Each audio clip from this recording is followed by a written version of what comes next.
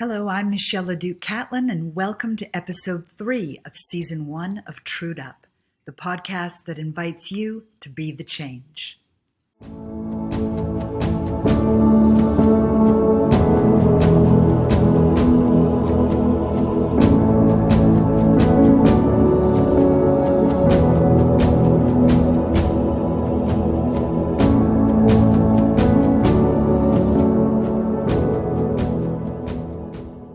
Today I'm starting with a spoiler alert. I'm starting at the end of the story and moving backwards. For those who haven't heard, in January 2024, the Ontario College of Physicians and Surgeons stripped Dr. Mark Trozzi of his license to practice medicine. His crime was doing critical thinking and defying the mainstream narrative about COVID, deemed by the CPSO to be professional misconduct. I was struck by the term misconduct, defined as improper or wrong behavior. It is behavior, or who we're being, that is at the heart of these TruedUp conversations.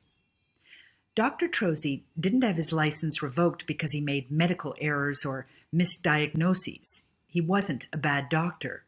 In fact, he was a respected emergency room doctor for 25 years, who trained other doctors from around the world in trauma medicine. A further fact, he wasn't even practicing medicine when the charges were laid. When Dr. Trozzi's independent research led him to the truth about COVID, he voluntarily gave up his job, a job he loved, and sold everything he owned to focus on getting accurate information out to the public. Dr. Trozzi's disciplinary tribunal was instigated not because of malpractice, but because someone reported his website. What happens in a society when unpopular opinions lead to censure and excommunication? Clearly, people suppress themselves from speaking out and standing up to authority.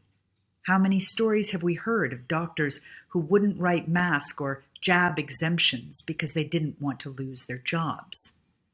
When speaking of the Freedom Convoy, Dr. Misha Susoff lamented, "The streets of Ottawa should not have been packed with trucks. It should have been the Mercedes and the Escalades, and it should have been the doctors honking and waving flags. They should have been there to protect us." Imagine if doctors had united with Dr. Trozzi or even followed suit. Imagine a world of professionals who put their oaths above their allegiance to bureaucratic governing bodies. In the current world of normalized corruption and compliance, one has to wonder why some people refuse to consent to injustice. What moves a man to put principles above a paycheck? What leads him to willingly and knowingly put himself in the line of fire? What forges his resolve to do the right thing at great personal cost? Thankfully, we don't have to imagine these things. Today we hear the answers to these questions from Dr. Mark Trozzi. We start our conversation by delving into his fascinating past and unusual path to medicine. This is the story of how a good and moral man is forged. I've been grappling with the questions about why some people stand up and some people don't, why some people see and some people don't. And a lot of conversation is had around what people are doing, but not a lot of conversation is had around who people are being. And we all talk about what's happening in the world as a spiritual war, but we focus on material world tactics. And what I'm interested in is what is it about you? So I've met you a few times and you've talked about, growing up with working class friends. So first, how did you decide on medicine? What drew you to it? So let's just start there. Sure. Well, that's kind of a funny story because as a kid, I was really good at math and physics and therefore quite good at chemistry and okay at biology and not very good at English. So you might have thought, like, by aptitude, like when you look at my university scores and my high school scores, you'd say, well, this guy should probably do his PhD in mathematics or something like that. Now, unfortunately, I've forgotten most of my calculus because don't use it much in medicine. So, but the interesting thing, kind of what led me to medicine, I mean, there's almost a bit of a random element to it. So I think on the one hand, I've always been interested in health. I was the youngest of four siblings. My brothers were really good athletes. Like, my oldest brothers would win like first prize in 100-meter sprinting. And of course, being the youngest, and therefore the smallest, I was always trying to catch up.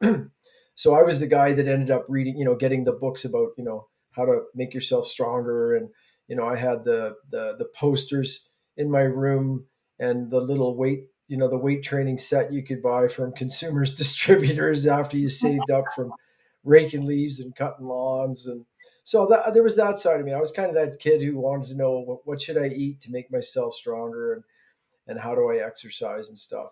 So there's that side of it. But another side of it was, like in my family, actually, higher education, in terms of formal higher education, was really not a valued thing. Um, and my family were Jehovah's Witnesses, and they saw the world through a different perspective. I think it's just reality of how we make the best of everything. But I think a little bit of insecurity can drive a person to do great things. So I think being the younger sibling, being like used to trying to catch up, kind of made me ambitious to try and do more with myself. Um, and and with regards to education, I mean, I was very good in school. If I sat in the front row in anything to do remotely with science or mathematics, I would achieve phenomenal grades without really doing homework. Just sit there and pay attention. And luckily, my father gave me lots of little taps in the back of the head and taught me how to pay attention as a kid. So, but I had this one this one biology teacher, Miss Martin Walters, and I think she was like the prettiest teacher and the sweetest teacher. So I was probably, I think, grade 9 or so, and she used to say to me during class, like about 3 times, she said, "Mark, I'd like you to stay after class. I want to talk to you." Okay. So I stayed after class, and I can remember just sitting down on a desktop next to me and saying, Mark, I really think that you should become a doctor. And I really, to this day, I can't remember exactly why she thought so. Um, but a few years later, when I was about 16, I actually left home, and I just had strong things that I wanted to do, both athletically and I guess academically, that my family at that time didn't support it. So, anyways, I was one of those kids who left home at 16 and actually had a pretty for a Canadian. I learned about poverty, but again, that's a Canadian version of poverty, which is a wealthy version of life in some destitute village in Zambia or something. Um, and so I had athletic goals, and I just kind of set my mind on what she'd said. She'd said you should go to medical school. I didn't really think of it beyond. I thought, well, I'm really interested in health, and boy, if I'm a doctor, then I'll know super health. I mean, I'll know the things I need to know to achieve super health, right? And and as well, being that at that point, I mean, at one part of high school, I literally lived in an old car and went to high school, and I had 3 part-time jobs. Like, there were lots of times where I didn't have enough food. And so I set this goal. I thought, what, I should go to university. I should go to medical school. And so I set my mind on it, and just applied myself to it. So that's sort of how I ended up there. When I got to medical school, as much as I got along with my classmates, I didn't really feel like I was the typical student there. You know, uh, a lot of the other students, their parents were doctors and nurses and engineers, and just very different backgrounds. I was kind of a blue collar kid in the medical school, but there's a couple of us. I'm it's so interesting, and I want to get to this because I'm just thinking about, like, so you know what it's like to go without, right? Yeah. And here you are. So I don't want to skip ahead too much, but I want to talk No about, problem. because I want to speak to people who either don't know what's going on or know what's going on but think that somebody else is going to handle it. So Yeah. You let's just talk about before I go to the being without and what you've sacrificed over the last few years.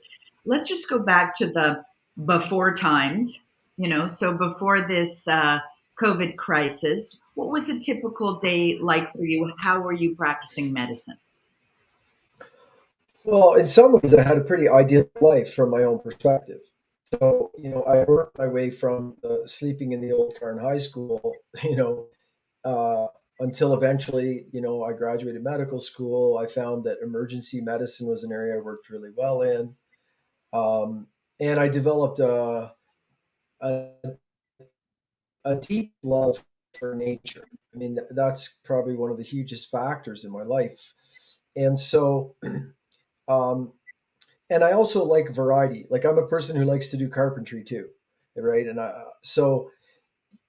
By the time we get to COVID, and I'm in, at that point, I was, 55 when they launched COVID. So by the time you get to COVID, I've had a chance to work out a lot of bugs. I've had a chance to make a lot of mortgage payments, and I had a really idyllic lifestyle in that I very much like my job as emergency doctor, and I think I'm quite good at it. I didn't do it too much. In other words, I never wanted to be one of those people that hated their job because they just did too much of it. So Mm. I would put in really solid days. Like I would go in, schedule myself 12 hours of emergency, I didn't mind staying 12, 14, 15 hours. And I call part of the week too. But I had a lot of days that weren't doctoring. So I had this really great career in rural emergency medicine, which is exciting for a doctor because to be a rural emergency doctor, you have to be ready to face everything and anything that can happen to a human being as the doctor, the only doctor. So you can't consult the surgeon, consult the anesthetist. No, you got to deal with it. Whether it's somebody who's having a schizophrenic breakdown, or someone delivering a baby in the middle of the night, or someone who's just crashed their car and has have their lungs are collapsing, and you have to do the right things to save their life. So it's a really great career for me in that respect. I like responding to emergencies.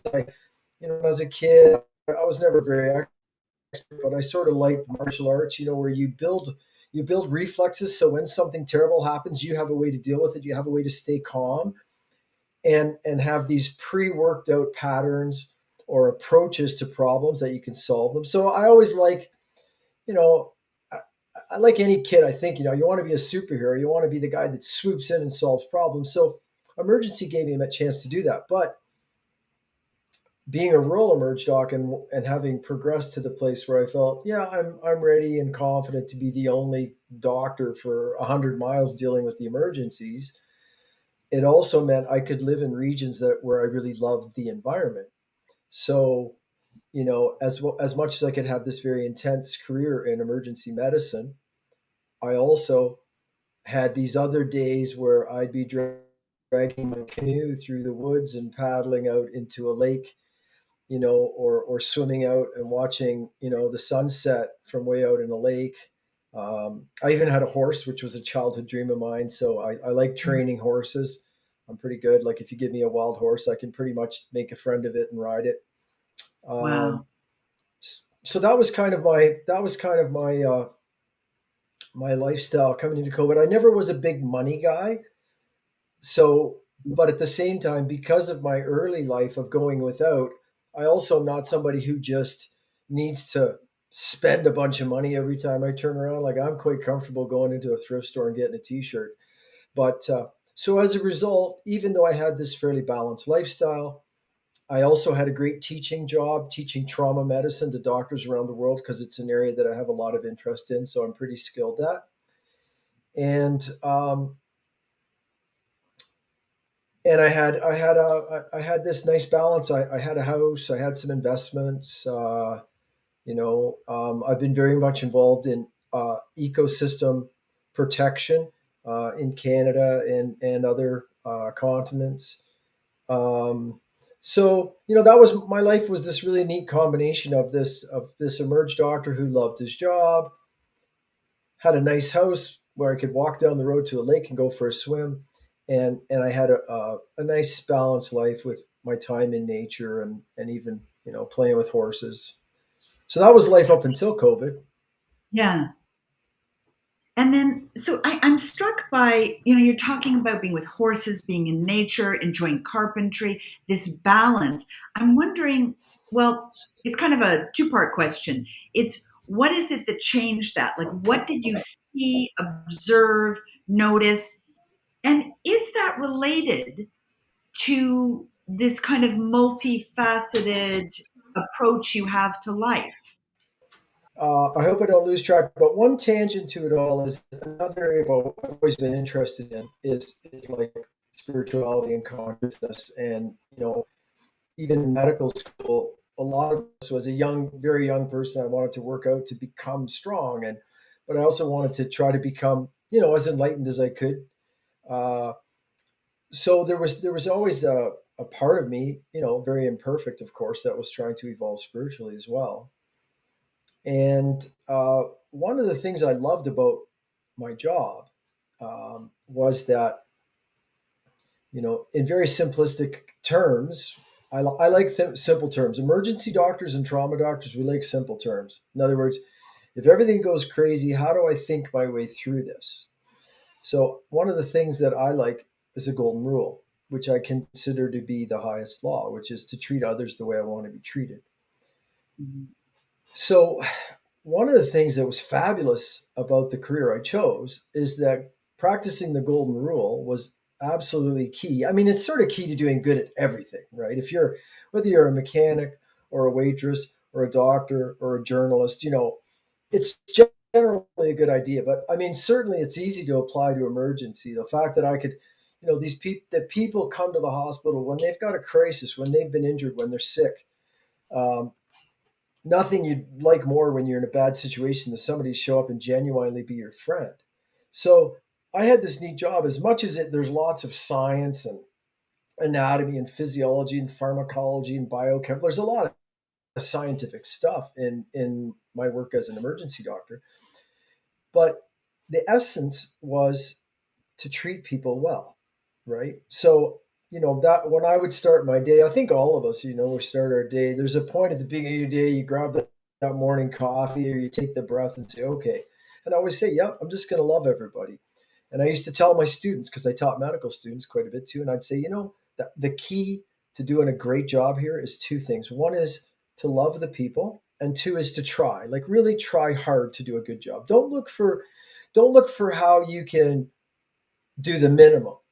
And that's sort of, I think, one of the plagues in our society, whether it's doctors or judges, is how do I just pass the buck, take my paycheck? So it's easy, for instance, someone goes to the hospital and says, oh, doctor, I'm having these headaches. It's easy for the doctor to say, well, see your family doctor. And they say, well, I don't have a family doctor. It's like, okay, well, I'll get the nurse to give you a card so you can call for a family doctor. And the person's handed a card and it's over. And the doctor has, limited his time investment to 2 minutes. On the other hand, if you think, well, what would I want if I was this person? Is I would want a doctor to sit down and go, okay, let's talk about these headaches and try to figure them out, you know, and maybe 20, 30 minutes later of talking and examining and sitting and thinking together, maybe putting together a plan to sort it out, to figure it out, that's a lot more work, right? But but that was kind of the mantra of how I worked. So, um, now, of course, there wasn't a contradiction between the prime directive, which was to follow the golden rule, and another directive, which was to get paid so I could, buy my stuff and feed my kids and, live Mhm. life like other people. Those two things weren't in conflict until 2020. That's when they came into conflict, and I had to choose between them, unfortunately. Okay, so I want to get to that. Well, let's go there now since you just brought it up. So you had the choice either do a good job or feed your family. So I want you to say more about that. Why did you choose that?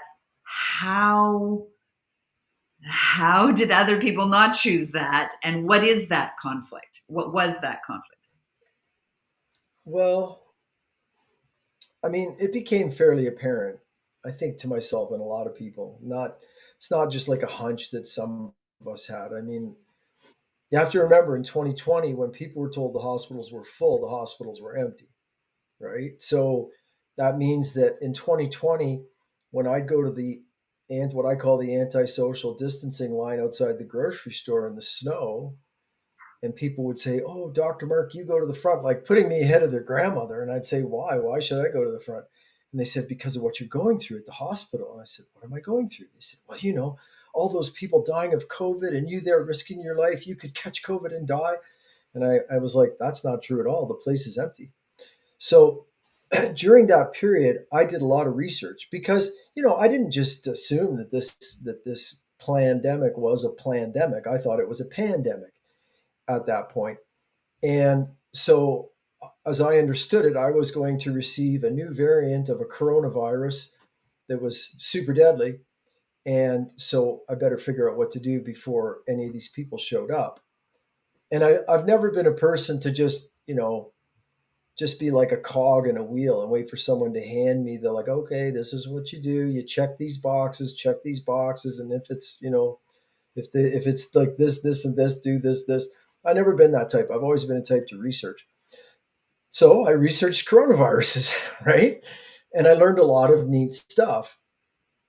Uh, I mean, some of the things I learned very early was how big is the coronavirus compared to how big is the relatively giant hole in the paper napkins that everyone was told to wear over our face. I researched things like how do you treat a coronavirus? What are antiviral mechanisms that work against this class of viruses, which are a type of messenger RNA viruses? And when you do that research, you go, wow, look at this.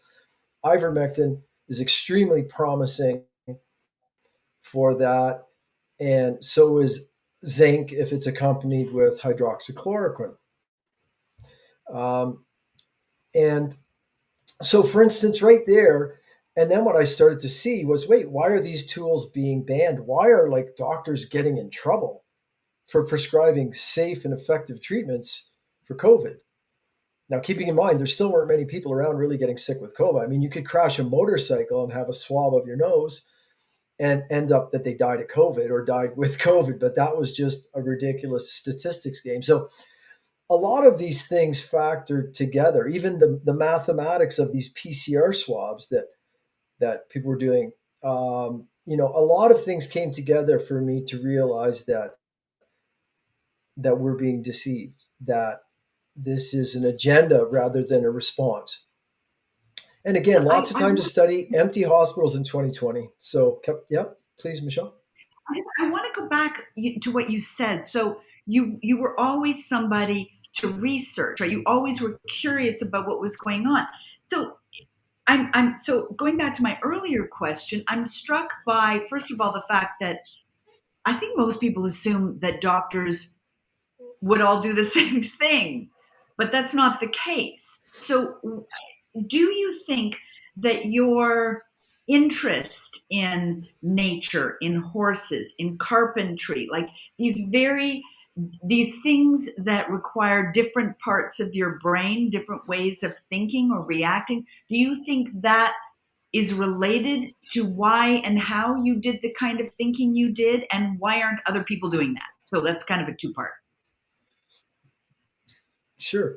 Yeah, no, I think that's a part of it. Is I tend to see things from various perspectives, and if you look at my social circle, it's not a bunch of doctors and lawyers. My social circle is, like if you look at a lot of my closest friends leading up to this, a school teacher, a gentleman that owns a cleaning company, someone extremely interested in natural health, a farmer, an excavator, right? So if you look at my close circle of friends, you can see that I have the ability to see things from different angles, and maybe there was sort of an element in this where kind of like people with common sense started making sense of it. But I think the other thing is you have to see it from to have compassion for how the doctors and nurses got played into this thing. You have to look at how this was done, okay? And forgive me if I go too deep into this area, but I always want to preface this. People need to look at, for instance, the work of Dr. David Martin, look at the Fauci files, and realize that none of this COVID happened as a new thing. The patents go back 15 years on COVID. The research on coronaviruses to be weaponized and used like this goes back to the 60s. So the idea that, that somebody let a bat, you know, uh, cross a virus into humans in a market that just happened to be 2 miles from a high level uh, gain of function weaponization of virus lab funded by millions from the likes of Fauci and Trudeau. So people need to know that none of that, none of this was an accident. So everything was planned out. People go back to event 201 in I think October, September of 2019, where the Department of Defense and a lot of people in banking and geopolitics were sitting around planning this thing essentially. And the one thing they didn't talk about was how to treat the disease. Isn't that bizarre, right? But so I think a lot of planning, just like herding cattle, humans have been herded like cattle in the last few years. And when you herd cattle or horses, you kind of often only need to herd a couple of them and they'll get the rest to come. So getting the doctors, nurses, teachers on board and politicians was very necessary. So looking at it from a doctor's perspective, if you go back to that, one day we're told, oh my God, there's a completely unique virus sweeping through the world. We've got these mathematical models. Now, most doctors wouldn't have looked in and found out that Ferguson, that made the models, was a complete fraudster. But we've got modeling showing like hundreds of millions of people could die. This might be the plague that wipes out mankind, essentially. And it's unlike anything you've ever seen. We've got the top experts in the world working at the World Health Organization, and they will tell us what to do. So everybody do what we're told to do. We're going to beat this thing. And you're now the frontline superheroes of the war, So if you look at, there's a few factors to that, which was in medicine. Okay, to myself, I'm an emergency doctor. I normally don't appoint myself and start debating against infectious disease specialists as I have in the last few years. Normally, if I consulted a specialist in an area, whether it was an obstetrician or an infectious disease specialist or cardiologist, I may be taking care of that patient, but when I reach out to them, I'm probably going to take their advice. That's why I called them. I called them and said, listen, I've got this problem. It's like this and this and this. It's your area of specialty. What do you recommend? And they might say, oh, well, actually, Mark, I would better use this blood thinner than that one, and better you do this for the electrolytes and then get them on a monitor. I would tend to do it. So it's easy to see how a lot of emergency doctors, general practitioners, and really doctors in general, if we buy into this idea that, wow, like the top experts in the world are telling us what to do, that you just do it, right? Mm-hmm. The other thing was that there was a lot of fear for everybody. We were all told that, we were on the brink of a modern day plague. Of course, doctors, were told that, your people are coming in that door and they might cough in your direction, or they don't even have to cough. They don't even have to look sick. That you could get sick and die. So there was tons of fear. Right now, decreases in mental capacity to think. Right. So when people are afraid, they don't think much. More country, everybody's so excited that nobody can think clearly and see how people are being played against each other. So, and then the other thing was, as long as you're going along with it, you were also pretty special. You are the modern day superhero, the frontline worker. And even at a time when other people are non-essential and have to stay home, you are essential. You can get in your car and go places, right?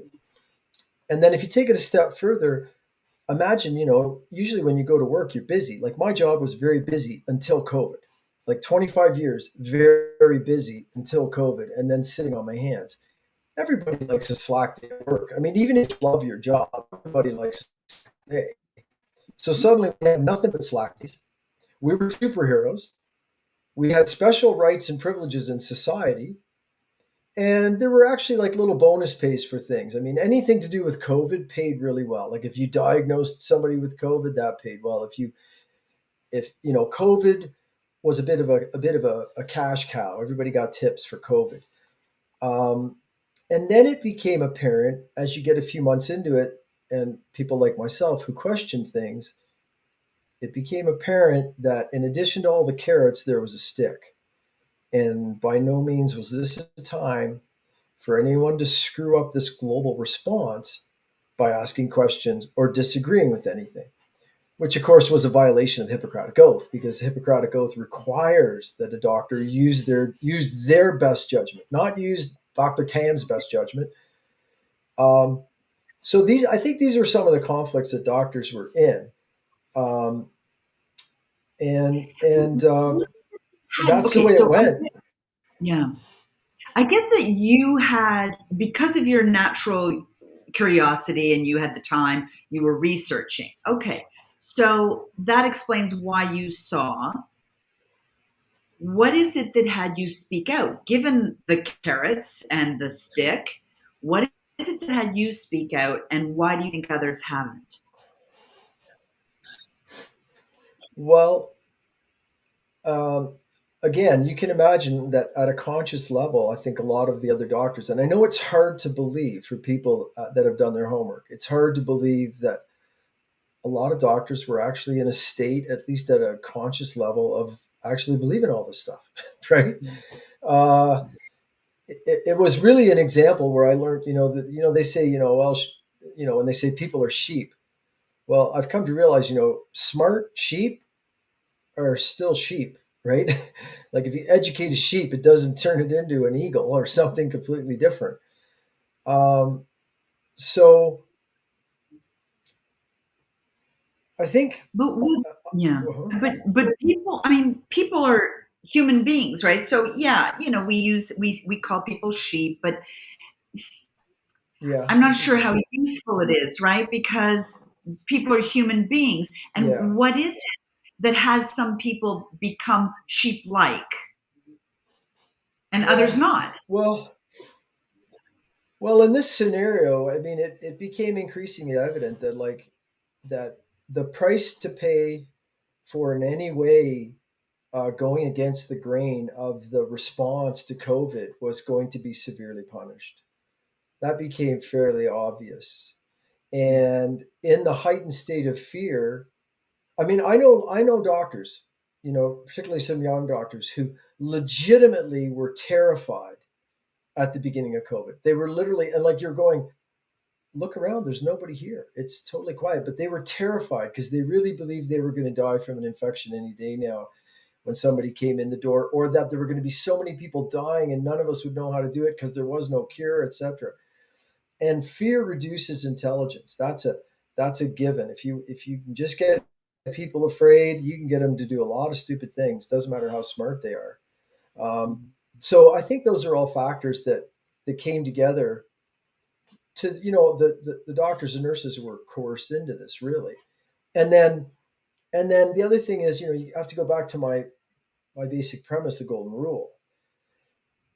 I knew that the masks were hurting me and they weren't doing me any good.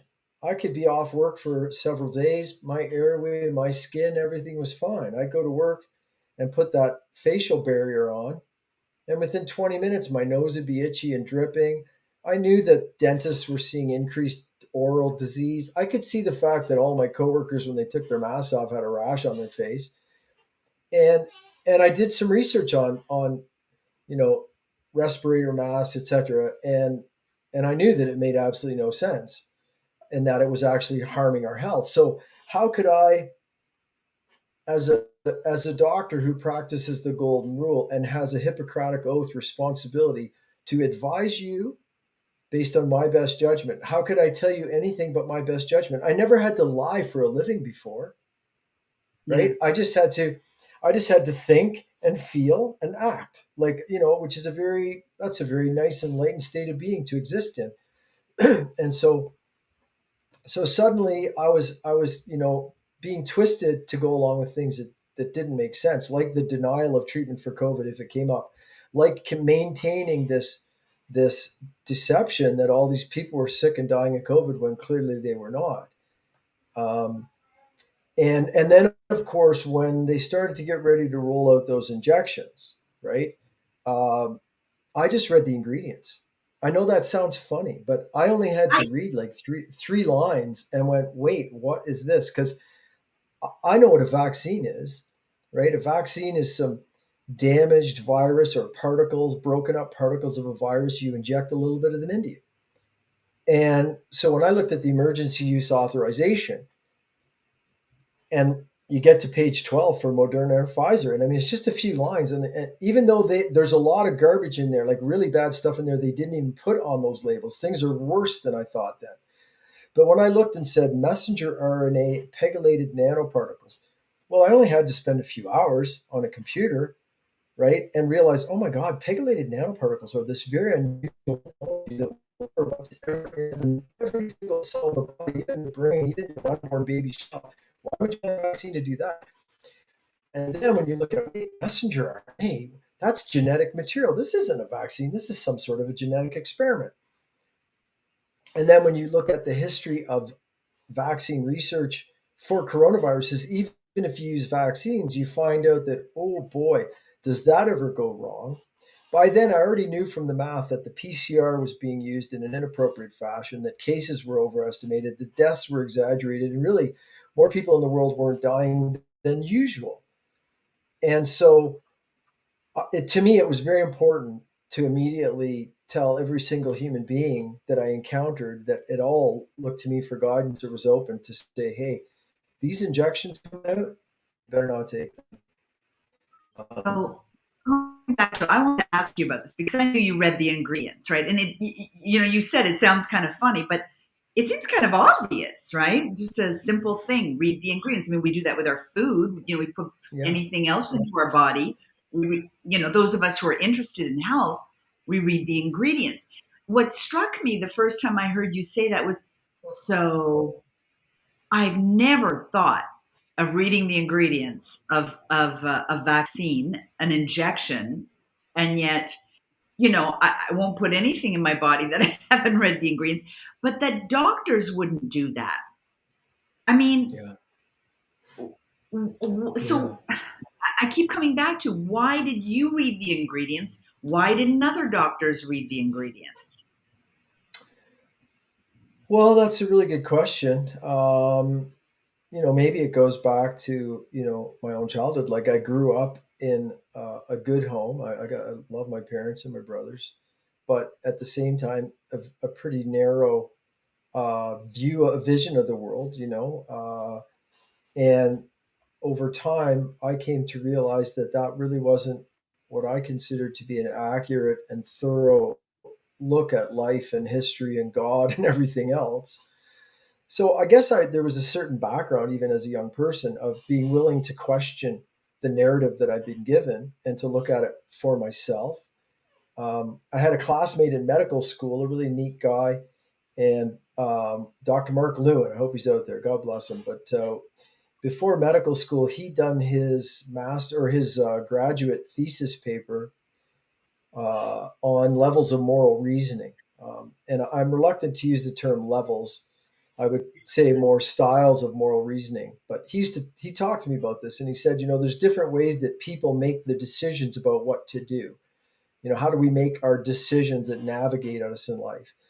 Hmm. And, for instance, a lot of people's way of navigating is just do what everyone else is doing. And that's not bad. I mean, in a healthy society, I do that sometimes. If I'm driving to Ottawa and I'm going through Perth and I'm trying to remember how you make the little turns through Perth, well, you just follow everybody else because almost everybody else is going to Ottawa. So it's not a crazy way to go. But Mark pointed out to me that he said, you're kind of unusual, Mark, in that you like to really think things through from first principles. And he said, and most people don't do that. Now, I'm sure that's got its pros and cons, but I do like to really understand things. Even my approach to medicine. One of the Say reasons more. I've been on. Mhm. Sorry, I'm sorry to interrupt you. There's a slight Oh. delay.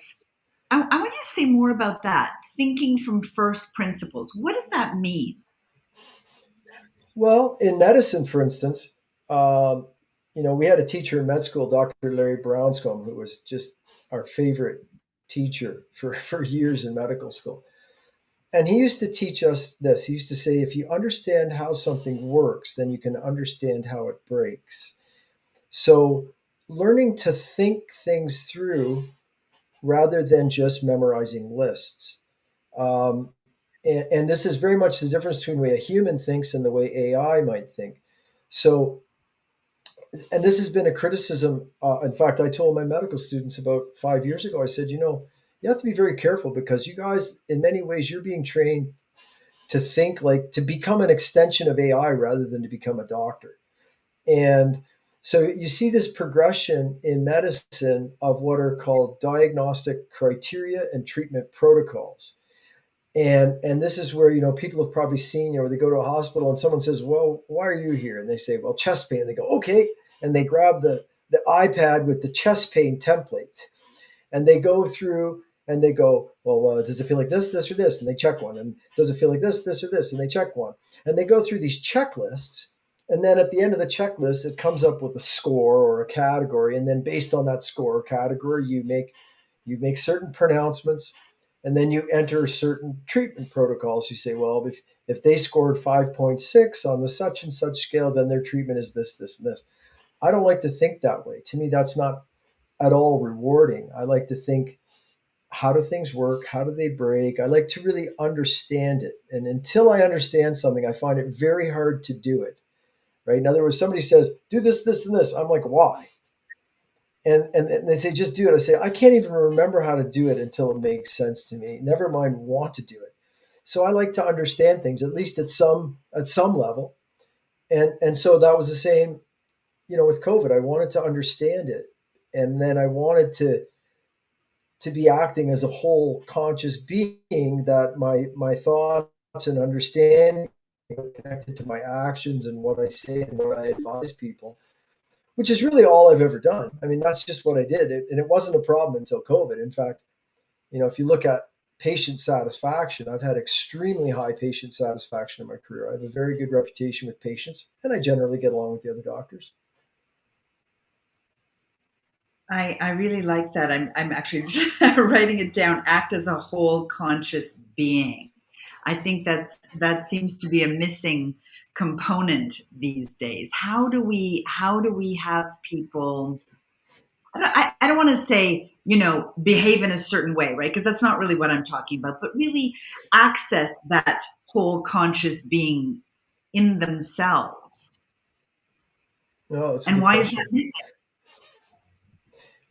Well, I think it's interesting. So someone asked me a question I was speaking at an event recently, and I really I get a lot of good chances to meet a lot of people who are grateful for the work I do, and a lot of people bring other people to events where I speak, um, and as we mentioned earlier, like fear decreases intelligence. That's very simple. When once people are emotionally riled up, they just want to run in the direction they're told. They don't want to think. It's not a time to think, it's a time to run. We're in fight or flight. And the COVID agenda, the propaganda, if there's one thing it focused on, was fear. And it also focused on a style of mental abuse, which is to keep changing the goalposts and get people to accept that until you've got people that are so submitted that you can tell them 2 plus 2 is 3, and they'll believe it. And if 2 days later you tell them 2 plus 2 is 5, they'll believe that too. So that psychological manipulation was heavy on humanity, was fear, and then this constant changing narrative, which made it impossible for anyone to be sure of anything. You're just like, wow, reality just changes. I just have to keep listening and be awake, because if they show run the other way, I'll start running that way. And then if they say, no, no, no, stop, run that way, we'll run that way. So that was the atmosphere of COVID. And it's interesting because this is where I go back to saying I was speaking at an event a month or two ago. Really nice people. I think it was up in Peterborough or Apsley. But in any event, somebody said, "Hey, what do I do? Like, I've got some family members, and even they just can't look at the information." I'm like, And the information's overwhelming. If anybody's like saying, are these shots effective vaccines? No. Are they dangerous? Extremely. Have they killed people? A lot. Have they injured people? A lot. Did they help with COVID? No, they make COVID worse. Those are all truths that can be proven or can be seen by anyone willing to look at the information. So this fellow said, "Well, what do I do? I've got these family members who they just won't look at the information. They're just they're angry that I'm even questioning it. So they're all wrapped up in this emotional state of low IQ." And um, and I thought, well, you know what? Actually, the best thing that we could do is to calm down, because if we can calm down, then we can think. Well, how do people calm down? And I think this is where you notice a lot of people that have a spiritual grounding, and that spiritual grounding might come from Christianity or Buddhism or Islam or Jewish teachings. It might come from studying martial arts, meditating in the bush, a lot of different places. But when people have a way to feel removed from fear, when they're not frightened, then they can think straight. So the response is help them to become spiritually and psychologically grounded so they can step outside of the fear, and then they'll be able to think, and then they'll be able to look at the facts, right? And how do we do um, that?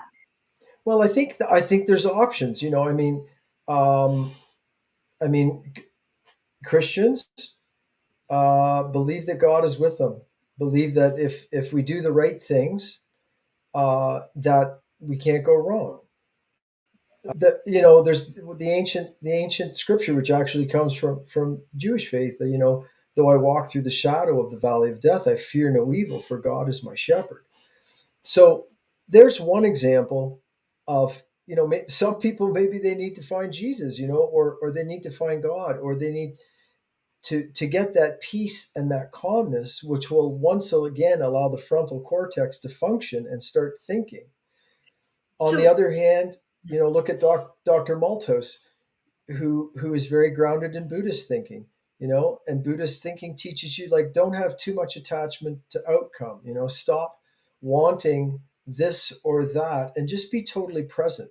And when one is totally present, then you can begin to observe everything clearly.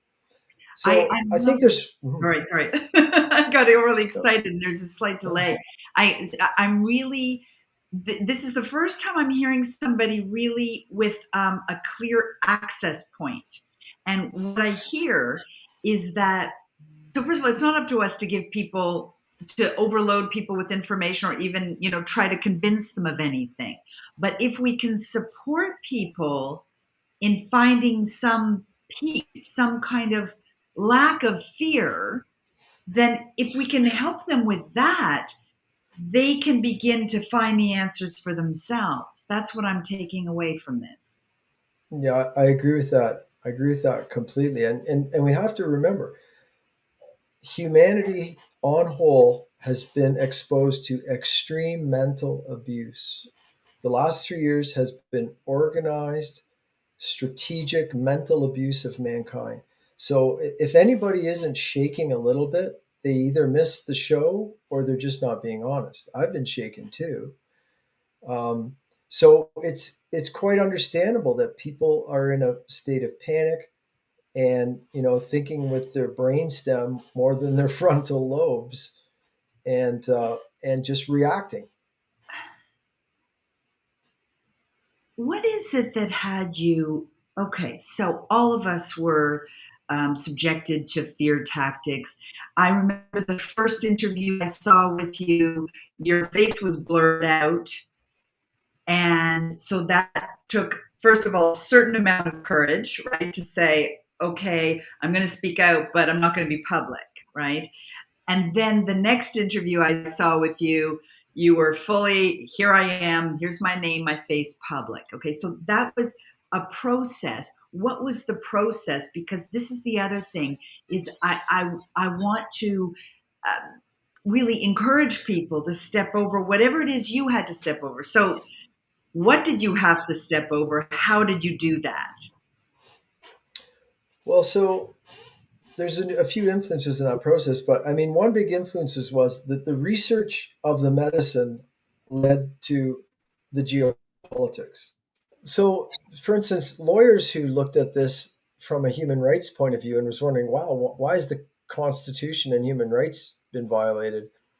So they came in studying this from a legal angle, and they ended up understanding the medical angle. It's all connected, right? People like myself who came in, from the emergency department, waiting for the virus and studying the medicine, and it led me to the World Health Organization, to Bill and Melinda Gates, to 80 patents on COVID before it was launched, um, etc. So, and those of us who've studied that, and I'm sure that includes yourself, and a lot of the people listening to this know that the agenda that COVID is part of is an agenda ultimately of population reduction, a global dictatorship, and enslavement of humanity. And in their own words, not mine, Agenda 2030, right? You will own nothing, and you'll be happy.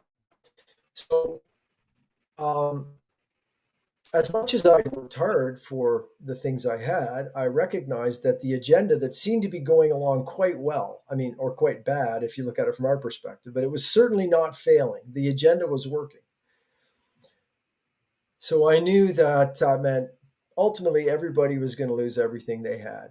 And so, in order for me, by the end of 2020, when I realized that if I didn't go along with this stuff, like just hook, line, and sinker, if I stayed at work and continued to advise staff to not even think about taking that injection if they wanted to survive long term with a healthy life,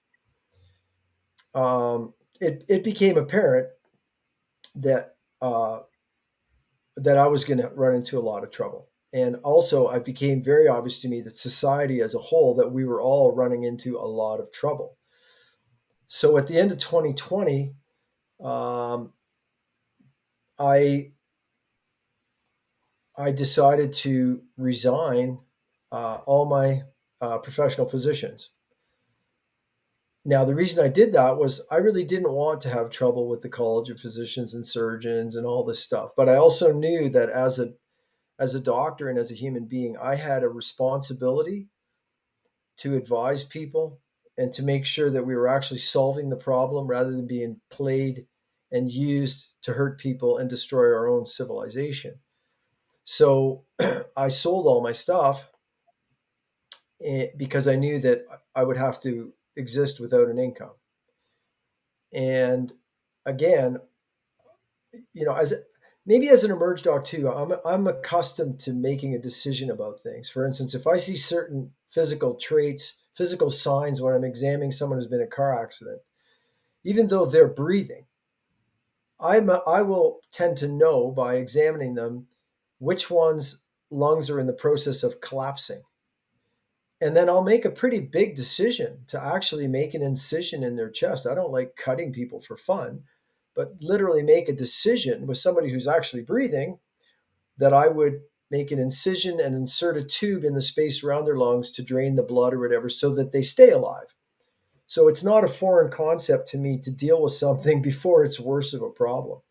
So in this case, to deal with all of us owning nothing and being happy, not really happy, but under a global dictatorship and being physically damaged and our population reduced and our children sterilized and all the things that come along with this, um, it made sense for me to take the gloves off. And so I resigned all my work. I took a sabbatical from clinical work and just dedicated myself to what I hope would take 6 months, which is okay, let's just get the truth out. Let's make sure people all knew the truth. But I've been doing that for almost 3 years now. Yeah, Yeah. I understand. I understand that very well. I know when I first started my blog, I thought people just need this information. Yeah. I'm sure this isn't going to take over my life. Luckily, we were naive enough to jump in, and now we got no choice but to keep going. That's a really good point. it's true. Once you've jumped in, once you've made the decision, there is no going back. No. How do we get people to jump in? Because I mean, really, if life's going well and you're in the matrix and you see those of us who've jumped in and you know sacrificing things, and in your case being persecuted, having your reputation smeared, your career ruined, what's the incentive to jump in? Yeah. Yeah.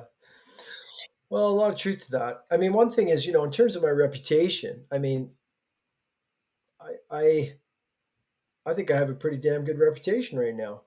I mean, I got an award. I got a trophy sitting on my desk here, medical heroism award. I got that with Dr. Byron Bridle and Dr. Mary O'Connor, and that's something to be proud of. And at the same time as, for instance, I'm praying for the people at the college to wake up, because you have to remember it is most likely that they actually did take these injections too, that they actually fell for the lie. Yeah. So they've got health problems, and I'm actually one of the people really trying to help them and everybody else. That's why I put so much work into helping to advance the detoxification methods and the information for people to know how to deal with the poisoning of the body that comes from these injections. How do you Okay, so this is a really fascinating part for me, because here we are, and I'm going to say in particular you, because it's like your career that's been on the line. But how do you keep standing for people? How do you keep finding that compassion for people when they're attacking you, when you're trying to help them?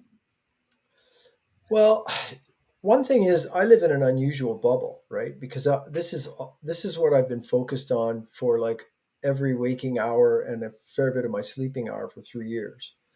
So it's a very common experience for me to walk into an auditorium with hundreds of people I've never met, and they treat me like family. And they say, "We love you. Thank you so much. You saved my family's life," right?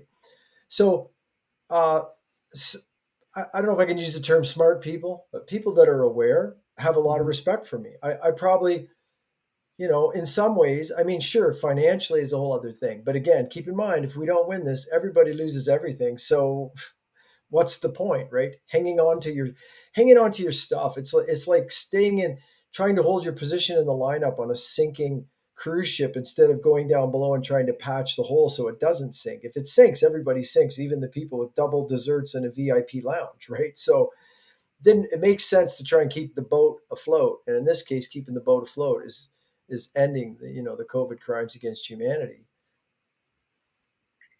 It's so interesting. I think there's still many people who don't even know the boat is sinking. Yeah. How do you deal with that? Well, I learned something from Dr. Hawkinson, one of my one of my favorite people.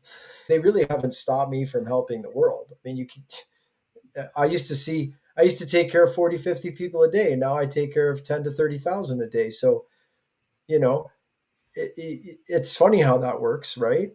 Yeah. But a lot of times when I do physically go out and I'm in an auditorium or a high school or a community center or a theater, and I ask people, I say, listen, I want to ask everybody a question.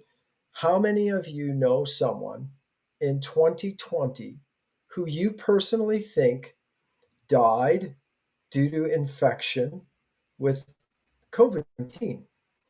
And I mean, typically, let's say you have 300 people in a hall, you'll typically see one, maybe two. And then if you ask the same group of people, say, now, I also want to ask how many of you think that since the injections were rolled out at the end of 2020, beginning 2020, how many of you know somebody who you think died as a result of the injections? And what you see is almost every single hand comes up. So there's some really easy statistics. The things that I wanted to prevent using the science that we knew have happened. And again, if most people can like say a little prayer or do a little meditation or go out in the woods and stare at the trees and think of how pretty they are and get calm, and then think about that one question. Think about people. How many people do you know with cancer now? How many people do you know whose cancer came back? How many people do you know that had a heart attack? How many young people do you know that just died? Like the data is overwhelming. And that also means that most people can see it if they just look around and realize, wow, I don't know anybody that died of COVID, but man, a lot of people have died since these shots, right? And then as well, like if you know people that have taken a lot of shots and people that have taken no shots, well, who of them has COVID now? And you find, well, actually, the people that didn't take the shots, they're like doing way better, and that's another interesting thing about, when you say about, dealing with they try to slam our reputation. I'm hoping that Canada's about to catch up. And, if there's people from the college and the ministry like this, like, I really love you. And I really want you to just realize you've been lied to. And the latest evidence, which is very profound, is that Pfizer committed blatant fraud and people got injected with stuff they would have never agreed to.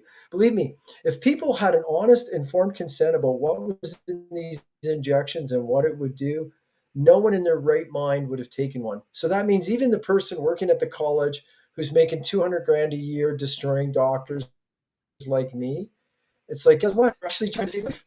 So I'm hoping that everybody increasingly going to just say, I'm not doing this anymore. We're going to start doing everything and go after the criminals. How do you But maintain that compassion, Mark? I mean, it'd be so easy to well, just be pissed off all the time, you know?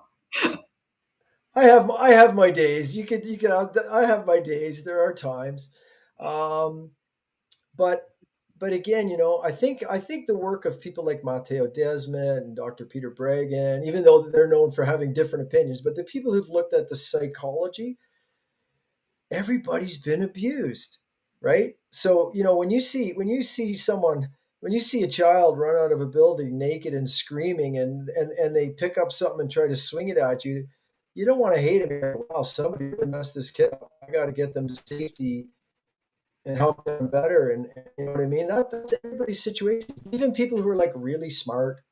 Yeah. Oh, and the other thing I want to mention too, because you said, how do I deal with them destroying my career, et cetera, et cetera.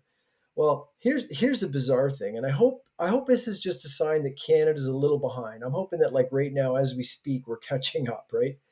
But I'm literally being flown to Romania next week to go and teach the parliament about COVID, right? Wow. So you see, the truth has a certain there's something about the truth. It's that it's true, right?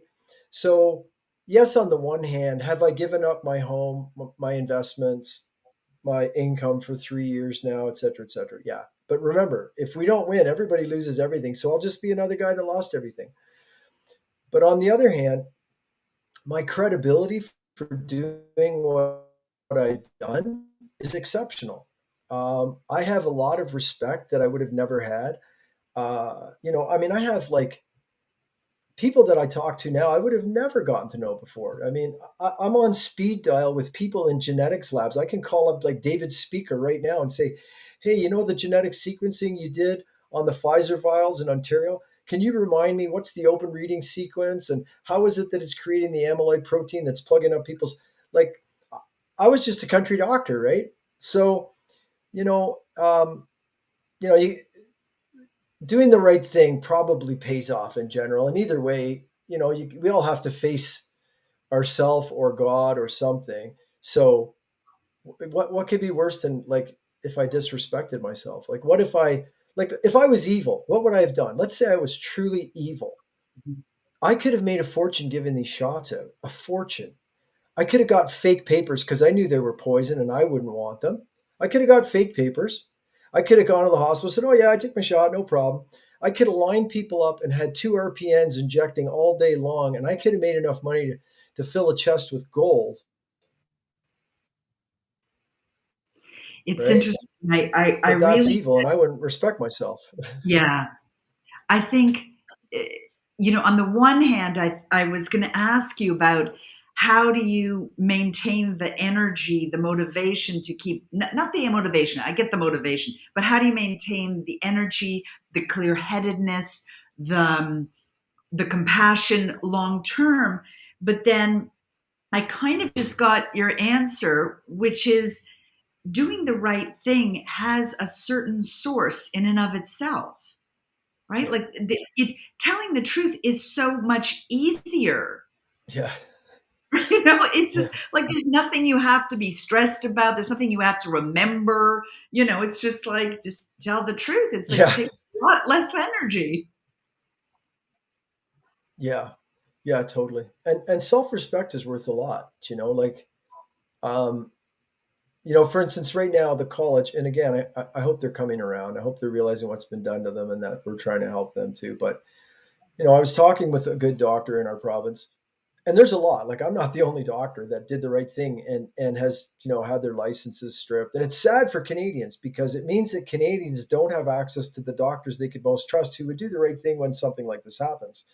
I think we inherently know when our integrity's off, when something's not quite right, and then we end up in this kind of cycle of justification for the wrongdoings or the wrong thinking, the wrong actions in the past. What are your thoughts on that?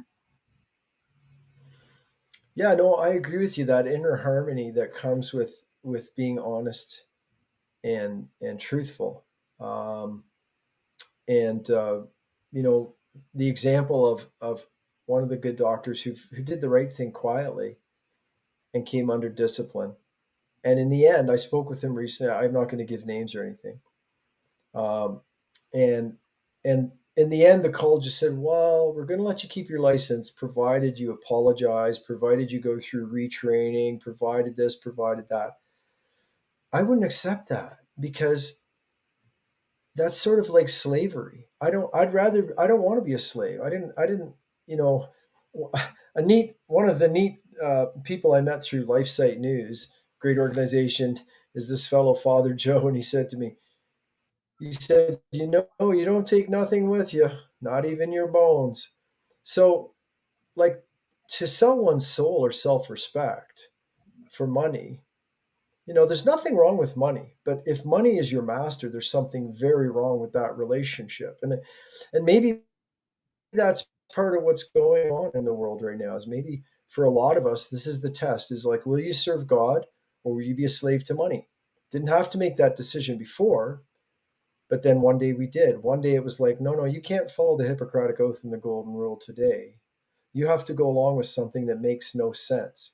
You have to tell people something that you can't justify and you don't agree with. And if you do that, and if you're willing to hurt people, if you're willing to inject them with something that they would never take if they knew what was in it, then you can make your money. But you should, I mean, that would eat away at a person. It's not that I miss my lifestyle. You know how hard I work now? I never worked this hard in my life. I have no time off. I take vacations in like hours now, you know? Um, but on the other hand, if I was driving around in my like I had a nice, decent car, but I looked in the rearview mirror and I saw my face and I thought, wow, there's a guy that sold his soul, right? Now, I'm not saying everybody that went along with it sold their soul. I think a lot of them, the mental abuse really worked. I think at some strange conflicted level, they believe, oh, the shots are safe and effective, and the doctors who said ivermectin worked are crazy. And I feel as sad for them as I do if I saw any creature that's been abused to the point of neuroses. I'd rather be in economic stress than be internally stressed, hating myself. And then, again, keeping in mind, if we don't turn this around, nobody, like, if a doctor thinks, oh, well, I'm one of them, certainly that's not the people doing this to the world. You're not one of them. They'll use you and then they'll eat you up and spit you out. So there's just no reason to go along with it. I really hear in what you're saying. I mean, what I hear is the opportunity of this horrible crisis. What I hear is the opportunity for us to rise up to be our greatest selves, to really true ourselves up to our values, to become the best people we can be. I mean, I think you've answered this, but it sounds to me like your experience of yourself is more empowered now through all of this. Oh, yeah. Yeah, for sure. Yeah. I mean, like I don't want people. I don't want people to get it wrong. There's stressful elements of this. You have to keep in mind. I loved my job. I still want to serve my fellow citizens. When a little kid falls out of a tree and breaks his or her arm, I like the fact that I'm very good at not only assuring them, but of bringing them out of the pain, of straightening that arm up just beautifully so it's going to heal nice, putting a nice cast on, sending them home with a stuffed toy. I like that. That's really fun. And get paid for doing that too. That's wonderful. And for those people, it's great. Like people were very happy to have my care. So, and I'm not just fighting for myself. I want Patrick Phillips reinstated, Dr. Litchke, Dr. Killian, Dr. Phillips, Dr. Christian, Dr. Malthouse, Dr. Hoff, Dr. Milburn, Dr. Shoemaker. Like, I mean, I could go on. I could list a lot of. I'm not the only doctor that said, no, no, no, I read the ingredients, not right, not taking it, not supporting it. Um, I want all of us reinstated. But at the same time, um, this is, I'm not saying the last 3 years, there's ways it's been hard on my health. I mean, there's sleep deprivation, trying to help solve problems that are huge can have you waking up at 3 in the morning trying to figure it out. Um, So but in let me terms ask, of self-respect, my self-respect is more than it ever was because I know yeah. I've done the best I can and I keep doing the best I can. And then keep in mind, people, most of the other doctors actually had to get injected with this stuff. They're some of the most injected people in our society. Dr. Mackes and I both wrote about the deaths of doctors. And it's not that doctors are dying more, everybody's dying. What would be your advice to people um, who are, I mean, you've talked about, what to say to people who don't yet see or who are questioning. And I love the questions you ask. They're very simple, right? Do you know anybody who died of COVID? Do you know anybody who's died since the injection, or the turbo cancers and all that? Those are great questions and very logical, very simple. You don't need to have any medical information really to ask those simple questions. But what what would you say, what advice do you have for people who are just trying to, who are really trying to survive what's happening right now and see light at the end of the tunnel? Well, I'm not very good at denial and I'm not very good at just saying, don't worry, we got this fixed because it's not that simple. Um, it takes courage to face it, to look at what's really happening takes courage. And, uh, behind the European Union, there's a park, and in that park there are about a dozen large brass statues of ostriches with their heads buried. That tells you something. They're expecting people to just bury their heads and close their eyes because it's stressful. Knowing that there's a wolf coming at you when you're an ostrich is scary. But guess what? Burying your head doesn't fix anything. It just means you're there to get chewed up when it hits you. So people need some courage and to to look at things. And then we have to realize that nobody's going to pay us to do the right thing right now. Like our governments and institutions are so infiltrated, and we're in a process of having to take them back and restore them or build something new. I don't know. That's still a process that's happening. But everybody has a part to play. Um, And for instance, you're playing the part. You're helping people navigate through this psychologically. You're looking for people that are doing it and trying to get their information shared with other people. So you're taking and you're doing your part to help restore the world. I'm doing my part. Michael Alexander, as a constitutional lawyer, is doing his part. People at Take Action Canada and Action for Canada and Strong and Free Canada and Canada Health Alliance, all these organizations, different people are doing things using the skills they have. Artists are using their skills, musicians are using their skills. So everyone has a part to play. And the other thing is, we're well into this fight now. So it's not like the early days. In the early days, I was really just working solo. And it wasn't, months later we started connecting, but now there's organizations. So people don't have to say, oh, what can I do? I'm going to come up with something. It's like, well, one thing you can do, which will be really good for you in a lot of ways, is join an organization that's doing something about it. I come from Bancroft, and um, Wilma Breathauer organizes a group there of very local grassroots people. She's doing her part just like you and me are. So people in Bancroft can call up Wilma Breathauer and say, I want to get involved. How can I help? Right? People anywhere can join Take Action Canada or Action for Canada and say, look, these are my skills. How can I help? Let's say you're a doctor or you're a nurse who's still working in the system. Well, for one, make sure you're getting in the detox. Don't refuse to give anybody another injection, right? So even if you're going to keep your job, you know what? Finance those of us who've lost our job trying to fight this, right? So everybody can do something, and in the process can get around other people who have already kind of gotten out of the matrix enough to know what's going on, and then you won't be questioning your sanity when you analyze reality for what it is.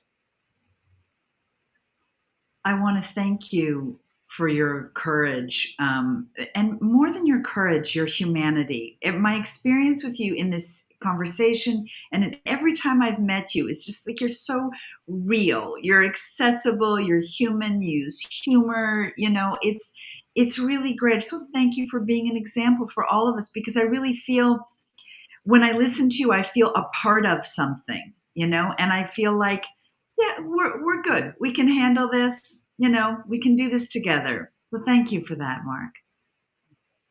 Oh, thanks, Michelle. The warm sentiments are mutual, and I look forward to seeing you at the next event. And Yeah. look out, Barbara and I are going to want to hug you as usual. So take your vitamin So D. every day, every day. All right. Thanks, Mark. Thanks, Michelle. Blessings. There are so many life lesson gems to mine from Dr. Mark Trozzi's words of wisdom. When I listen to him, I am taken back to a time when a good country doctor was worth his weight in gold.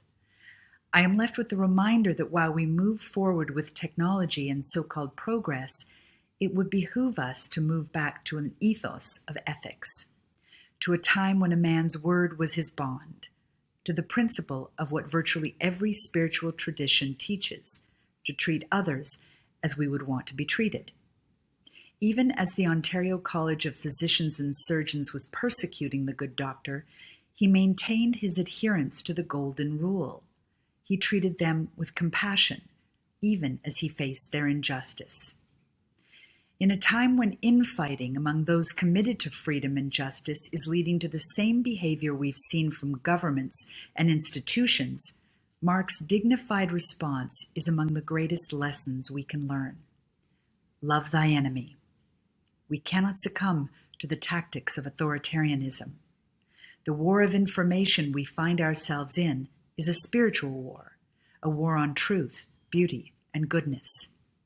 If we are to win this war, we have no choice but to follow the spiritual path of love and compassion, even and especially as we pursue justice and accountability. This is our opportunity and my second biggest takeaway from our conversation.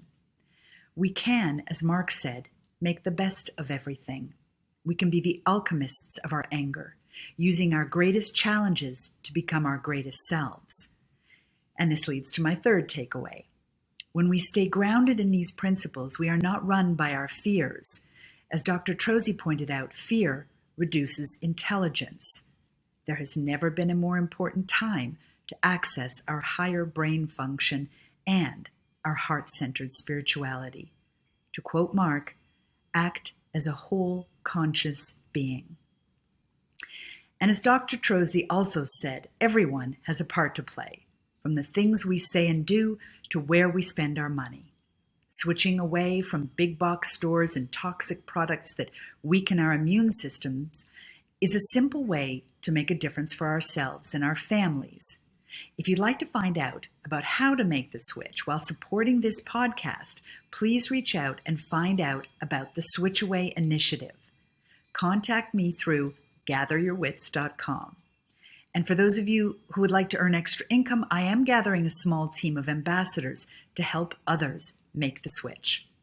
There has never been a better time for us to come together as a community. I'd like to hear your key takeaways from my conversation with Dr. Mark Trozzi. Please share in the comments section. And stay tuned.